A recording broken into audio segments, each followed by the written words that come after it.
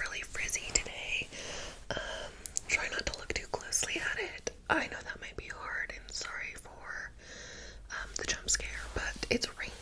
It's really rainy today.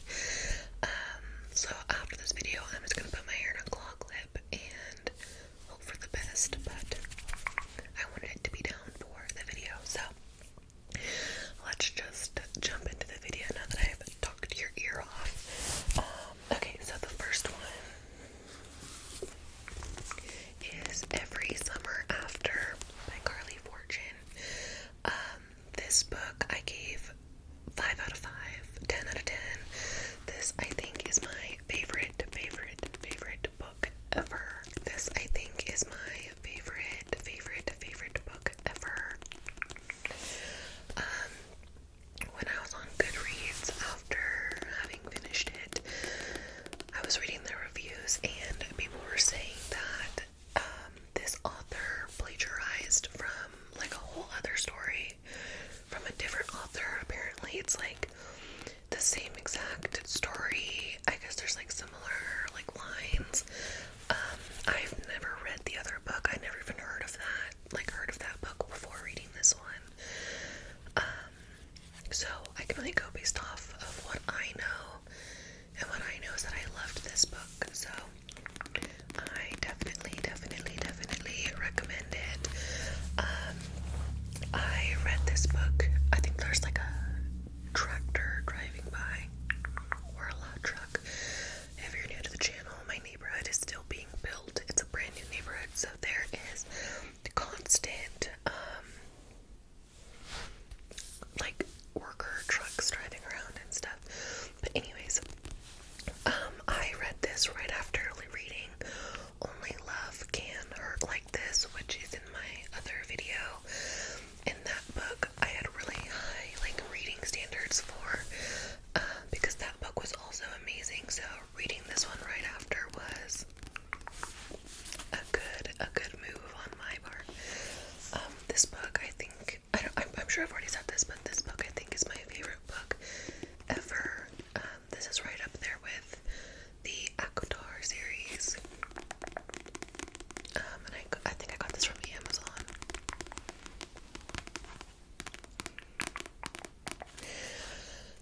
So essentially this is about a book, about a girl whose family, obviously no spoilers ever, but this is about a girl whose family goes to the lake every summer, and the people who live there full time,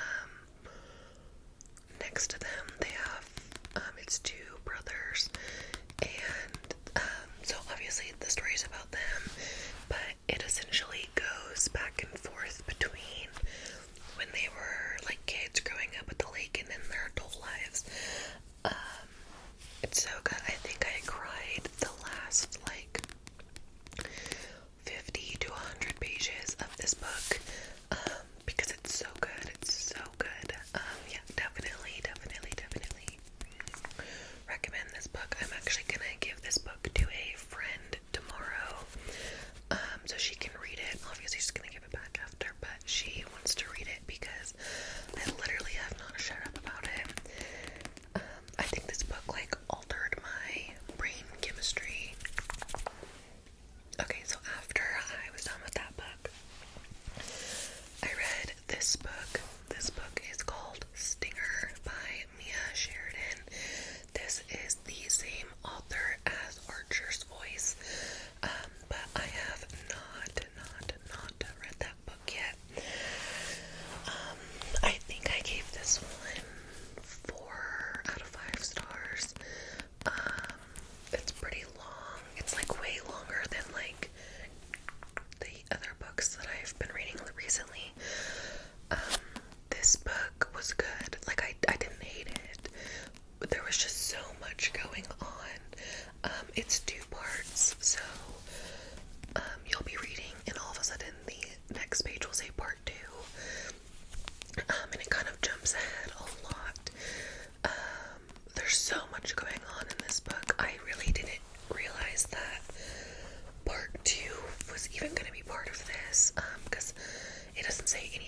about like that in the description or anything, but it's essentially about a lawyer. Oh, well, she's in law school and she goes to a conference in Vegas. And while she's there, there's another conference going on with people in the adult entertainment business, and they have like a bump in, and then they get stuck in an elevator together, and they decide to spend the weekend together. And yeah, that's what the back says, and that's like fully, not a secret. But then it goes into like a whole different like story. It's the craziest thing, but I didn't love this book, and there was a typo, so I don't know. The reviews on this book were really good. I just was not my personal favorite, but it was good. It was good. I did give it 4 out of 5 stars on Goodreads. Okay, and then the next book, surprise, it is the other Carly Fortune book. This one is called Meet Me at the Lake. So very similar. They both go back in time from like present to like the past. This one did not have the best reviews on Goodreads.